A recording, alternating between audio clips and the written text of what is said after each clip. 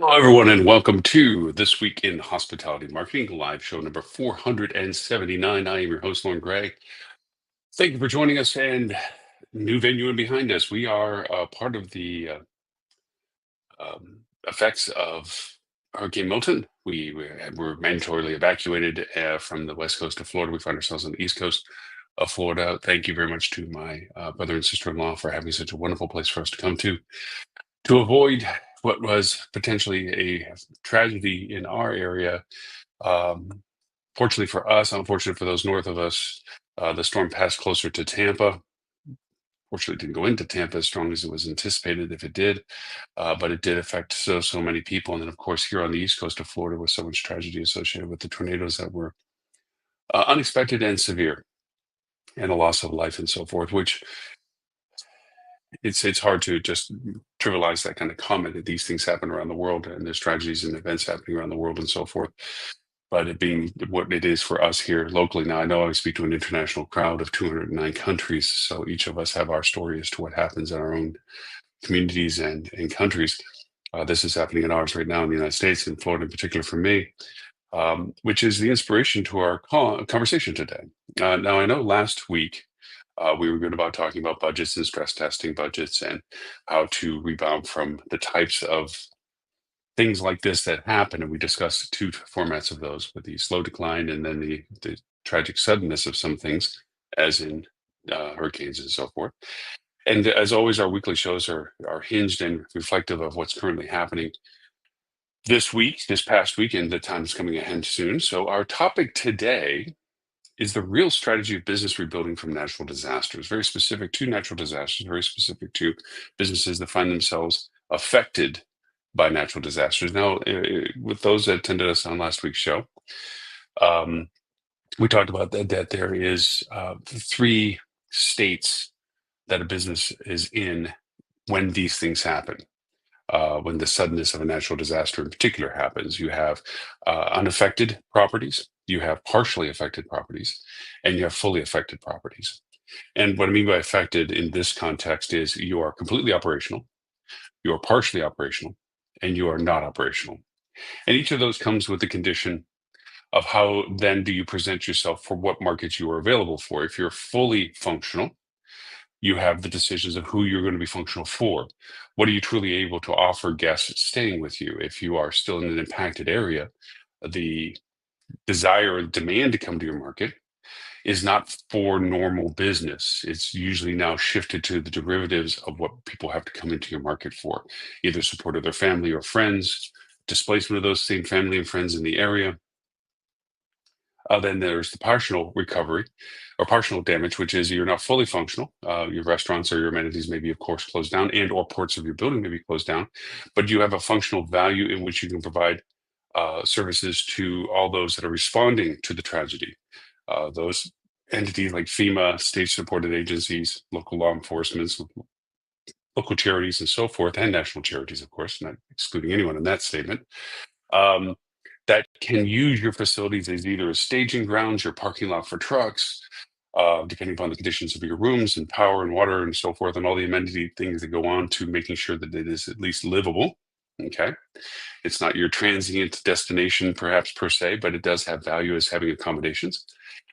And you work on those roles. And we talked about from a sales perspective, both for your 2025 budget and what you should have done for already 2024 and years past, is always have those direct connection affiliations made so that you have who you call at FEMA, who you call at your government agencies and local agencies and so forth, to reach out and update them as to the status of what you're capable of offering them. And then, of course, there is the complete destruction and or inability to actually own and operate. That could be just for the fact that you don't have power, your water, your buildings may be damaged or destroyed, intrusion and so forth. Beachfront resorts, think of this as, the blowing out of your lower first floors from the water, the sand, the debris, so forth and so on. And there's just no functional way that you can operate business. These are the three conditional environments that your business would sit in when it comes to natural disasters in the markets. Talking about those three, we did that last week. That was a kind of a recap of our general discussions overall. But the real strategy of business rebuilding from natural disasters is from that inception point of being aware of those conditions and what condition you're in and how to step forward. I'm going to exclude the fully degraded property version and the partial degraded property version, simply because that really is hand in hand with what facilities and services you coordinate with locally. At that point, your full fixture features are what it is that you can provide as an entity in your community. And those are dictated by your availability, your team resources, your conditions of property, and so forth. I'm going to really today talk about the third entity, which is you are fully functional in a market that is not fully functional. That is seen nationally and through media coverage and through social media and everything else as being hit by natural disasters. And I will give the first person example of that as to our west coast of Florida at this point. Anything from Naples, even as far as Marco Island, and even Everglades City, but just upwards of that. I would exclude the Keys simply because the storm passed close enough that it made for great social media posts of staying by the southernmost point and having water cascade over you, silly as it is. A lot of people love doing that. But really, the affected areas of why come to Everglades City? Why come to Naples? Why come to Bonita Springs or Estero or Fort Myers Beach or Cape Coral or Fort Myers and continue up the coastline, Punta Gorda, Port Charlotte, Edgewood, and I know a lot of people internationally do not know these references that I'm giving, but I'm pretty much going north up the west coast of Florida. These are all highly touted destinations, beachfront destinations that people come to enjoy their perception of Florida and why they come to Florida. Then I would actually wrap that into your Sarasota, which was directly hit, Siesta Key, which is ground zero for the Hurricane Milton that came through. And then you're doing Tampa, St. Petersburg, going right over to the I-4 corridor into Orlando over to Cocoa Beach and Titusville, Daytona Beach. It literally swathed out some of the largest, if not the largest, tourist destinations in Florida. All of them are affected. So what do you do? The strategy rebuilding your market demand. Now we're in October, which is not normally a high demand time for most places. It's not a bad demand time. There, of course, especially when you're thinking in places like Orlando, you have your parks and theme park and your entertainment venues. There is always a perennial demand to them, and this seasonality of Halloween and so forth drives it for other reasons. Now, beachfront communities, it's still warmer, but then again, it's been warmer up north. But we see now in the weather that there's going to be a cold front. So all these things, the reason why I'm rattling through all these things, these are all influencing factors on how are you going to rebuild your demand. The first thing you need to look at is the priorities that will be of perception, not just of yourself, of your business, but of those around you. And I mean that from an inward to outward perspective. You need to first consolidate your unity. Unity being the fact that you're collectively looking out for everyone of your first person, your team, and your community. Okay. What you can do to be supportive and helpful. How much can you be aware of what you locally can support and do? Then you have to talk about your sympathy, and that is the connection to you and your community, your desire to help rebuild or help reconstitute what has been damaged or destroyed. And then you have to talk about your support of all those things. What are you going to do about it? Not just that you are wanting to do something, but what are you going to do about the things that you can influence? How many rooms of your inventory do you offer for displaced families and from your community? Which means do you operate out of your first responders? Those will impact what you do with the remaining inventory that you are dedicating to those. It's hard to solicit engagement into your community for transient interest, like you're coming down, when there's neither nothing to do, which we'll get to, or that it's surrounded with people that are dealing with much worse circumstances. I mean, if you're out to have fun, you don't want to hang around somebody that's not having fun, and not having a home is not having fun. Believe me, you. So you have to balance that support and that sympathy and so forth with how do you respond? How is it that you begin to create? Because if you go too quickly to the we're back in business, come support our local community, you charity off of the fact that people are sympathetic to your community, come on down and help support the community, stay at our hotel. That's going to come off as self-serving and greedy and tone deaf. You can't get quick to this. So the biggest conversation out of this is when I talk about unity, sympathy, support, and response. is timeline, sensitivity to the progression of how things are going. You are not in control of the messaging of your community because of the magnifying glass on your community for having been affected by your natural disaster. A lot of information will get disseminated out that you have no influence on, even no awareness until it's actually gone out. So you can't just believe that everyone thinks that it's okay, so I can ride that with a marketing initiative of, well, everybody thinks we're back to normal, so let me market about being back to normal. It doesn't work in that progression. Coffee is good. You have to be sensitive to the fact that things will happen and discoveries will be made. Think of it in this context. You come through the process unscathed. The market, it doesn't have much damage. Power comes back on quickly. Water's working functionality. You're not in the hardest hit areas. You're in the ancillary areas. You're looking for business. You're not close enough to be supportive in the sense that relief crews don't need you. Legal aid entities do not need you, and so forth. And you're not in demand from families and friends that are looking to support any displacement of people. So you're on that fringe. Okay, this is the hardest fringe to market geographically and empathetically and emotionally, is because you're not directly engaged with the natural disaster firsthand. They're not showing pictures of your busted building or anything like that. You want to be in business, but you don't have anything imminent to sell because you are needing the market that has been damaged to validate why people want to come to your market. You're on the fringe of the town, so to speak, or away from the beach, but close enough to be in proximity to it. So you have to make sure that you are available. Okay. So going through that unity, sympathy, and support and response progression, your first thing is to show that you are looking to make sure that your team is taken care of and that your team is a part of the community that you're a part of. And you do this through your social media. Specifically, you talk about the fact that the team are all accounted for, that the team are in good spirits, the team was not directly affected. Those team members that were affected were doing XYZ for. Then you show the sympathy of those that have been impacted in your market, the awareness that we're part of a community, that we come together and support each other. And that sympathy is reflected again in your general content that you are sharing. You're not advertising, you're not spending money about selling rates and dates or anything like this. You're talking about your condition and the sympathy of those that around you that have conditions as well. Then you're going to start talking about how you are supporting. This is where you really need to shine in your efforts of dedication, that you are part of your community. People want to buy and stay at a business that they feel they are connected to, that there's a person, a real person that has a heart, that cares about what they're doing in business, the heart of the servant mentality. They don't want a corporate entity, a non-factored, somebody else lives elsewhere kind of thing. It's you people want to be supportive and be connected, like, wow, that hotel really is showing me that even though they weren't affected and so forth, they're concerned about where they are and how they can help. That is what you want to come through.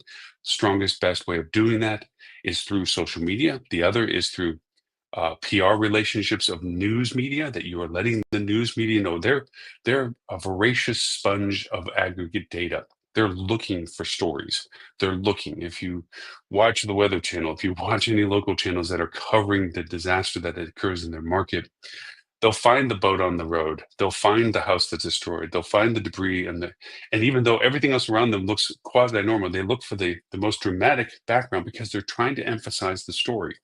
So there's these sponge of data that they're trying to absorb all this in. You reaching out to them and letting them know your status, even though it's not exciting and not newsworthy, is a notch. Letting them know that you're looking to be helpful and supportive.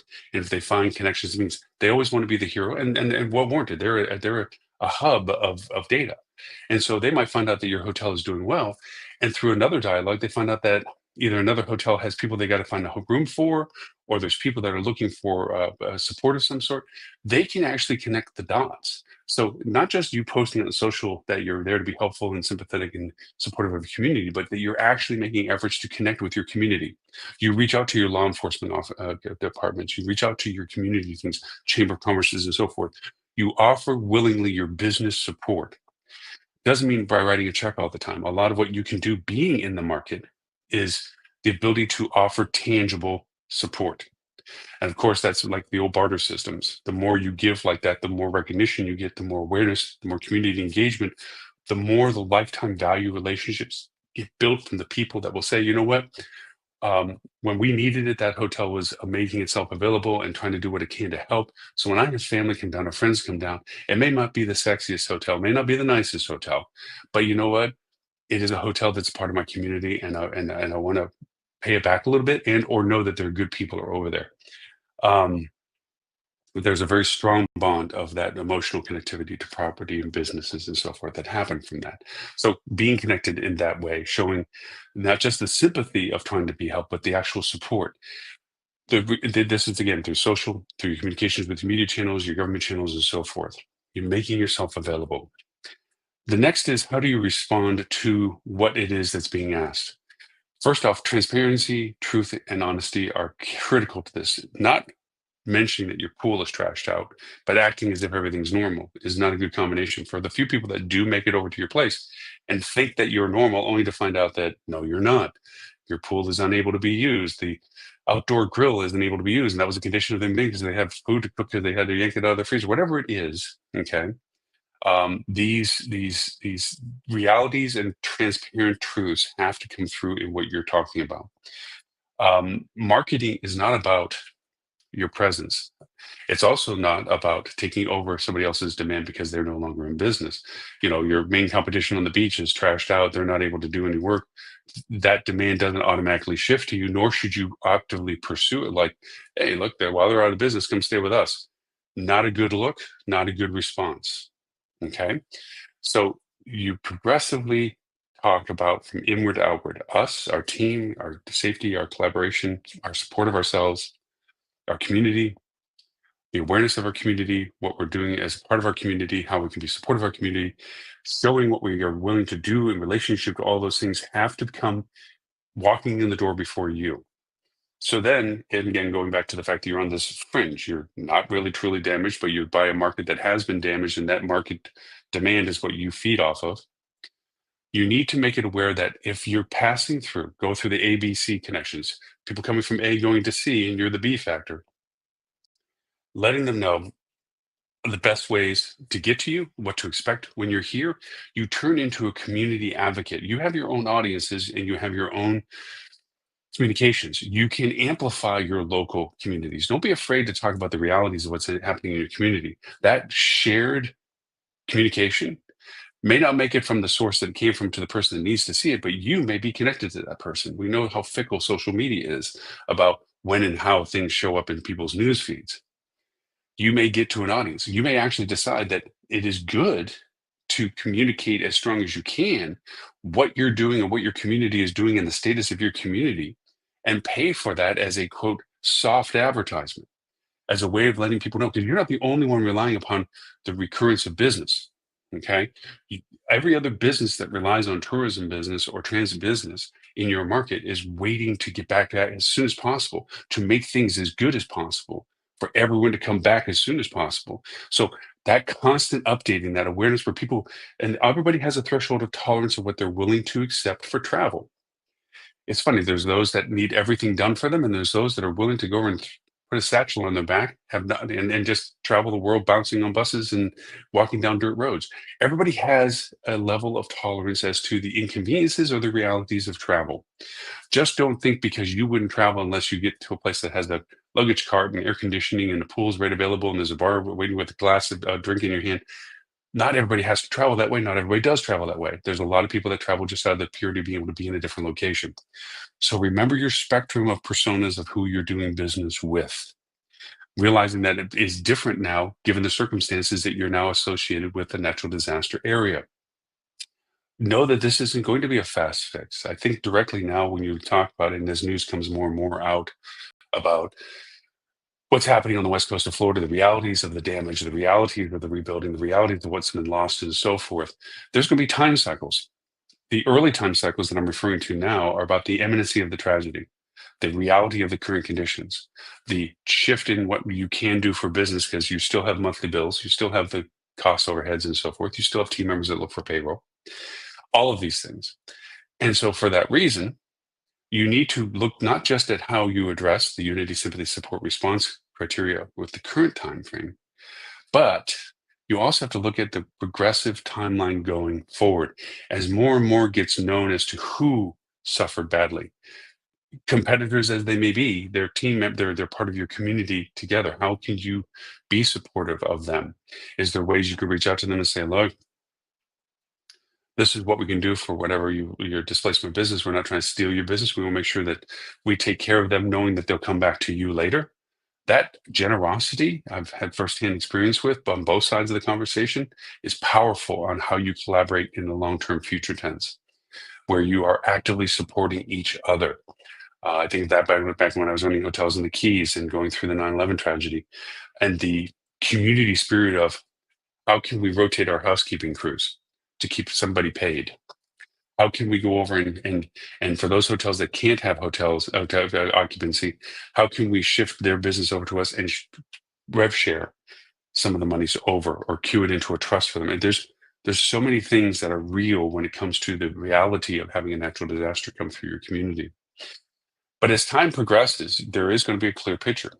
What comes online first? How fast do it? I think first off, Fort Myers Beach in particular, getting wiped out with Ian 2 years ago, and 2 years later, and it's still a fraction of what it was prior to Ian. There's not as many bars to go to. There's not as many restaurants to go to. There are some that have come back, some that will never come back. Um, the landscape, the culture, the vibe is different.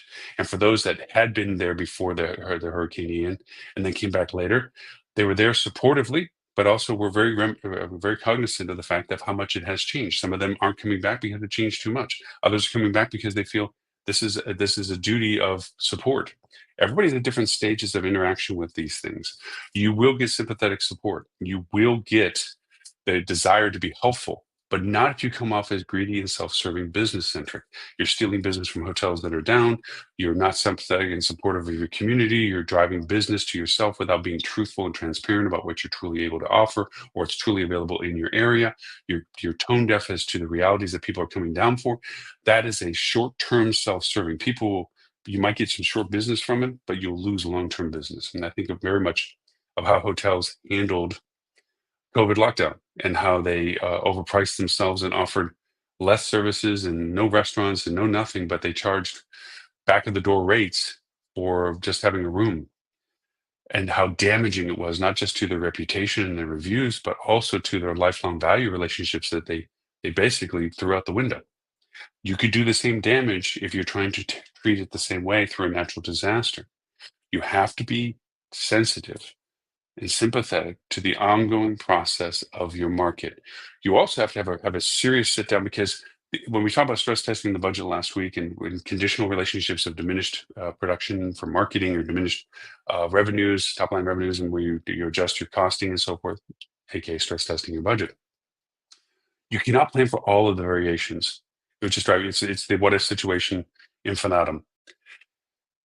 It's more about the reality of your market. Nobody ever thought that that hotel would never be in the competition equation, but here it is destroyed. How does that impact the demand to your market? You can't replace, you're not the same caliber of that resort. So don't think the business is just going to come to you because it's not going to them. But it does diminish the demand to your market because those people are not coming back. And although you may say, well, I wasn't going to get them anyway, those same said people went to restaurants that you feature, went to retail shops that you supported, went to events that you were participating in. So that diminishment of that revenue from that entity at whatever tier that you're not did not um, mean that you would not be impacted by the fact that those people aren't coming. Now, maybe those restaurants are slower to open, if at all. Maybe those retail shops have no validation to reopen because there's not enough demand to market for them. Those entertainment venues or entertainment events may not be rescheduled because there's just not a way to reach that critical mass of attendance. All because competition market shifted for you. You need to look at the realities as time progresses as to the progress of when businesses think they're going to be on. And this goes back to something that Tim Peter and Ed Salange and Stuart Butler and Robert Cole always say all the time. People always overestimate the long term and underestimate the short term. And that's true. People thought we're going to be rebounding, be stronger. When Ian hit Fort Myers Beach, we're going to be back bigger and better, and everything's going to be fine and so forth. A year from now, you won't recognize the place. 2 years later, you still don't recognize the place, and it's not for the same reasons that they thought. A lot of restaurants couldn't come back. They couldn't afford to come back. The code changes, the slowdowns, the paperwork, the red tape, the funding, the insurance issues, whatever it is, it's not the same way it was before. Meanwhile, other businesses were able to burgeon and grow because they were in a position to be better suited to rebuild or build new faster. The whole landscape changes and shifts with this. You really roll the dice with what has happened into your market. Then you have to even look larger than just your market, and that is the ancillary value of the markets around you. If less reasons are for people to travel anywhere around you, your B factor, your interim place between people coming from A to C, and C's in your market in generalities, like say for instance Southwest Florida versus St. Petersburg or Tampa, then there's less reason to make it down because where they were just going to stay briefly with you or you were part of a discovery of them, there's no reason to it. So they just don't make the plan for it, at least this year. Well, that diminishment of demand means a slowdown of business rebuild because there's less anticipated revenues for people to be paced to build faster. They might slow down their recovery. They might slow down their reemergence into the market because they know it's going to take time for the market demand to regrow back. So it's kind of a self-fulfilling wheel. Without the businesses there, there's less demand. Without the less demand, there's less businesses there. It's a cyclic thing. You have to plan for this in your strategy. You have to define what you are for your market. You have to define what your market is for you, what your other markets are in relationship to the value that your market represents, and begin to craft your targeting marketing wise to the people that you know are resilient to coming to your area. You need to define what it is that people are coming to your area for based on what's available for them to come to.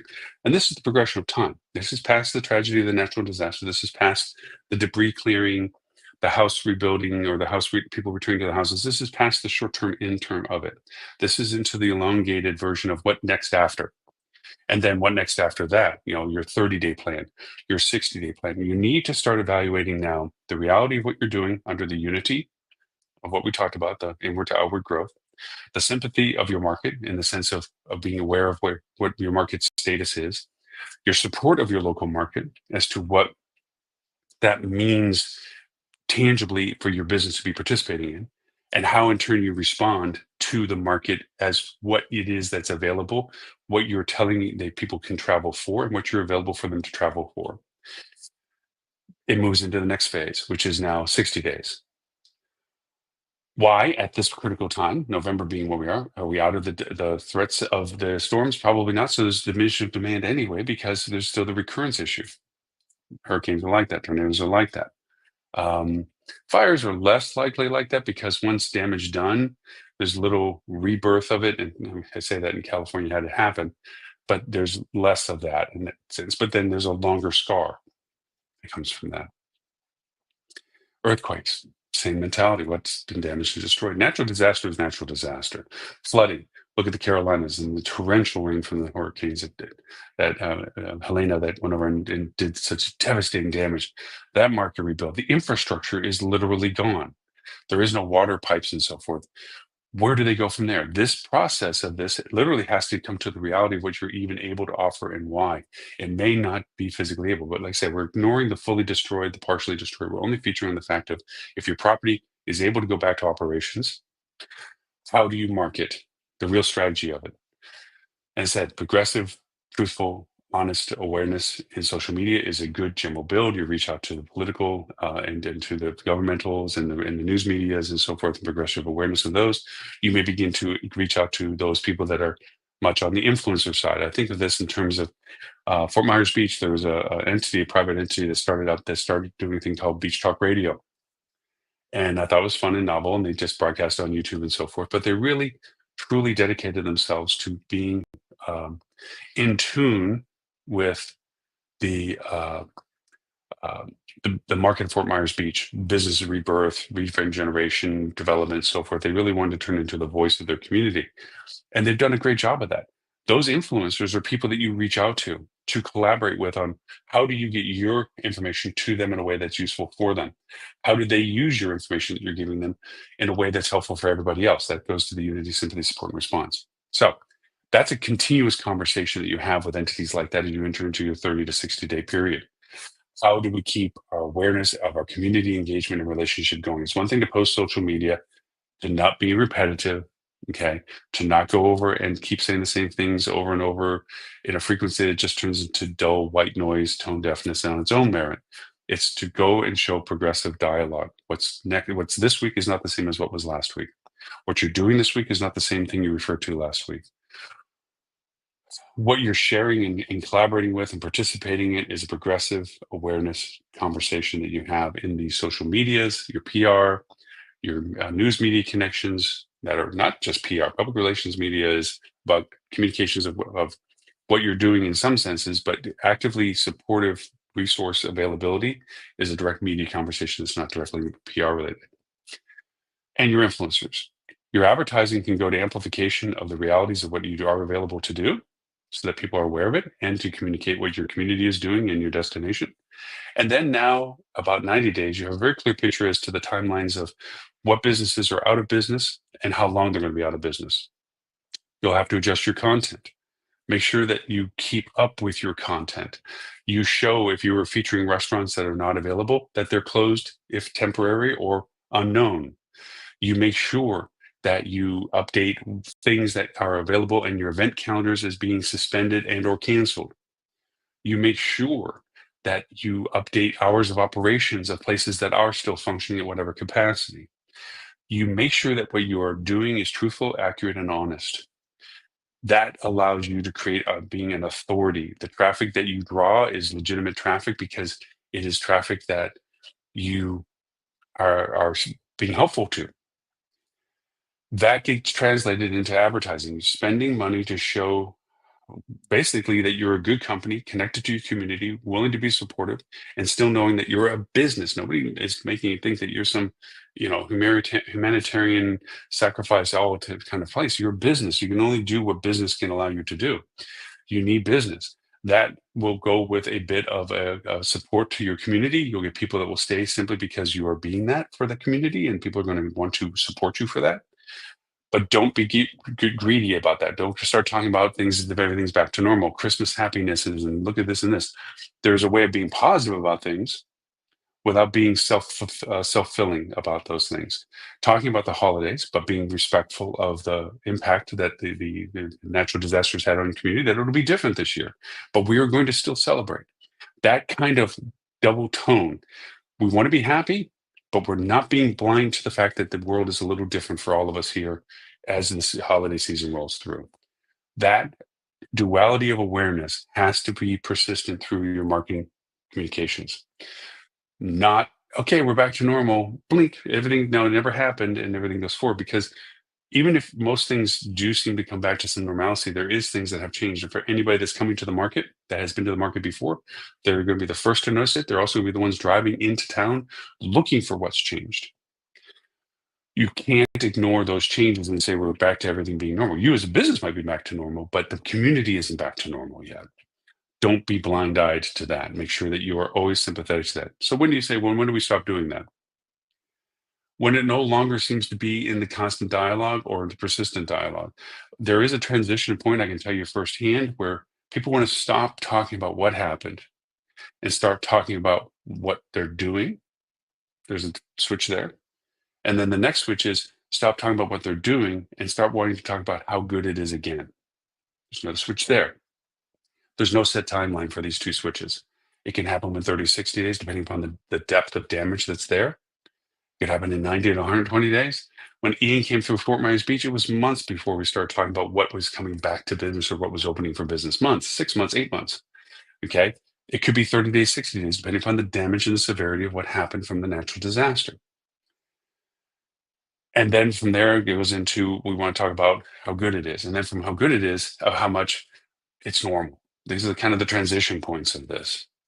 So keeping in mind that there's this timeline, and this timeline does exist, it's the natural process of grieving in a strange way, is that you have to be sensitive to each of those stages in your communication, which you include your communication, and how you dialogue about what you're doing as a business through those communications.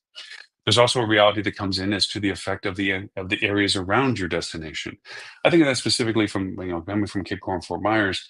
Sarasota and Siesta Key and Venice Beach and so forth, we haven't even not even tapped into all the story tragedy. That's the one thing I will tell you firsthand that comes from all these things is you get the dramatic impact of the news coverages of the buildings that are broken and the boats thrown in the streets and so forth. And then you get into the human tragedies, the houses that flooded, the families that are displaced, the acts of heroism that happened during these processes and so forth. It's all keeping in mind, and this is something I've reflected on being older about this. Back before internet, you relied upon a progression of news. There was a headline. The headline had the most important points of data that was the next line. And then after that was the supporting data of the details that were just shared above it. And then it broke down into the details. What you got in news was based on prioritization. Was it worthy of the inches on a newspaper or column in a magazine or of the 30 seconds or the 60 seconds on your TV broadcast or the minute or 2 minutes on radio? All of the human stories, all of the additional things that we see now are a result of the fact that we have more bandwidth of media to share all of them. It isn't about whether or not it's worthy to be put into a newscast that's the only newscast of that time and so forth, as it is there's so many channels of newscasts, there's so many mediums, plus you add all of the social mediums to it, we're flooded with all these stories and reels. We have to go through that progression cycle of data as things become more and more aware. How does this affect you as a business? Business means that when I told you can't control all the mediums because some things can't happen. Think of the tragedy of finding people that didn't make it through the tragedy after you're saying we're back and being well. Bad contrast. So you have to be very hesitant to push the envelope. You're not the person that gets to tell everybody how good it is. You let the media in general of your market do that and you follow in a wake behind it. The other is, as you see the impact of markets around you, and I think, again, going back to what I just tangent off of, from the Cape Coral, Fort Myers area, Sanibel and so forth, how bad was Siesta Key? How bad was Sarasota and St. Armands and so forth, and Lido Beach and Longboat Key and all these places that were a very big driver to the north of us? And so will those people find a reason to come to our market, or we lost that demand to our region? And if so, how do we adjust for that? And what is it that we talk to? Who do we talk to? How do we talk to them? These are the real, and how do we talk to them is truth, candor, and honesty. Who do we talk to are based on the availabilities of what's there to do.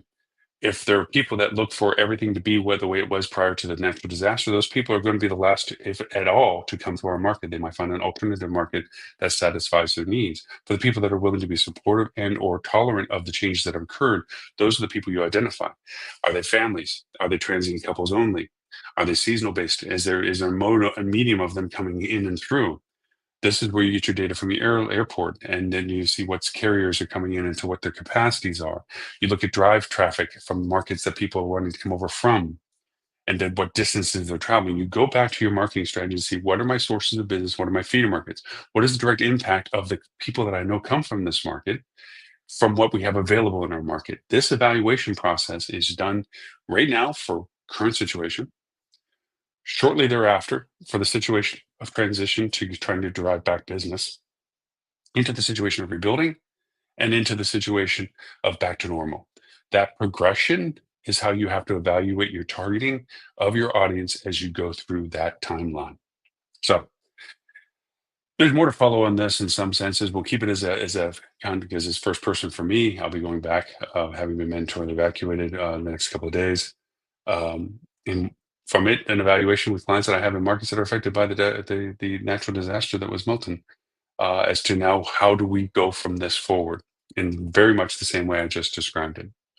So I think that good coverage again. Thank you for my family, my brother and sister-in-law who had a place for us to come to avoid most of the damage that occurred where we live in Cape Coral and Fort Myers, Southwest Florida, and for all those that have been affected tragically from this storm. Condolences and thoughts to you for that, and for businesses. Purpose of this show. Heed the advice of being sympathetic, creating unity in your team, showing the support and the response to your community. So do that.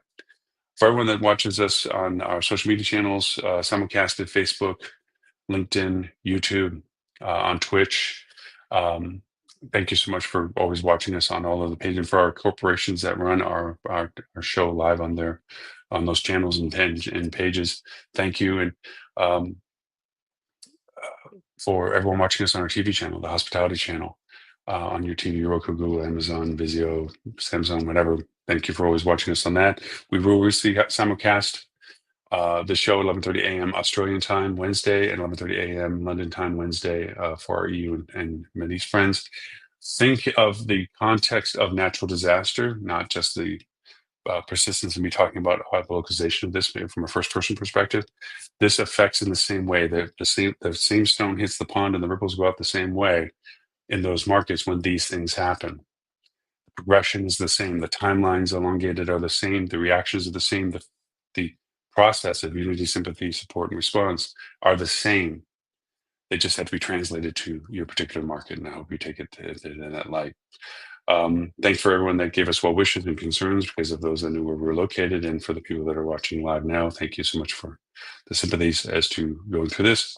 We were part of the fortunate people that went through this, regardless of what damage we go back to, because we had better circumstances than some people that didn't have the same success we did. So with that, my name is Lauren Gray. I thank you for the privilege of your time and look forward to talking to you all next week.